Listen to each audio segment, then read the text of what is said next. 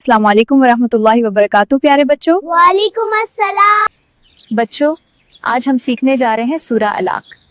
प्यारे बच्चों, ये कुरान की सबसे पहली नाजिल होने वाली सूरा है। बच्चों, पहली वही मोहम्मद सल्लल्लाहु अलैहि वसल्लम पर इसी सूरा की इब्तिदाई आयत से नजिल हुई।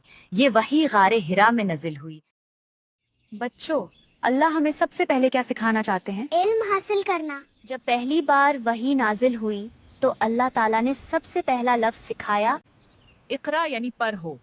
इस्लाम में सबसे पहला हुक्म इल्म हासिल करना है। प्यारे बच्चों, अल्लाह ने इंसान को छोटी सी चीज से पैदा किया, फिर उसे बोलना, लिखना और सीखना सिखाया।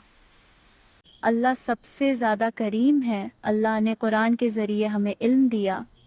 अल्लाह ने इंसान को वो सब सिखाया जो वो नहीं जानता था। पढ़ अपने रब के नाम से जिसने पैदा किया, जिसने इंसान को खून के लोथड़े से पैदा किया। तो पढ़ता रह, तेरा रब बड़े कर्म वाला है।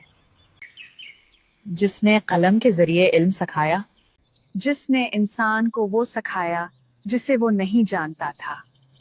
सचमुच इंसान तो आपे से बाहर हो जाता है, इसलिए कि वो अपने आप को बेपरवाह समझता है। सच तो ये है कि तुम्हारे परवरदिगारी की तरफ सबको लौटना है। भाला तुमने उस शख्स को भी देखा जो एक बंदे को मना करता है जबकि वो नमाज पढ़ता है। भला बतलाओ कि अगर वो नमाज पढ़ने वाला हिदायत पर हो या तकवा का हुक्म देता हो तो क्या उससे रोकना गुमराही नहीं। भला बतलाओ कि अगर वो हक को झुतलाता हो और मुंह मोड़ता हो, क्या उससे ये मालूम नहीं है कि अल्लाह देख रहा है। खबरदार अगर वो बाज ना पाया तो हम उससे पेशानी के बाल पकड़कर घसीटेंगे। उस पेशानी के बाल जो झूठी है, गुनहगार है।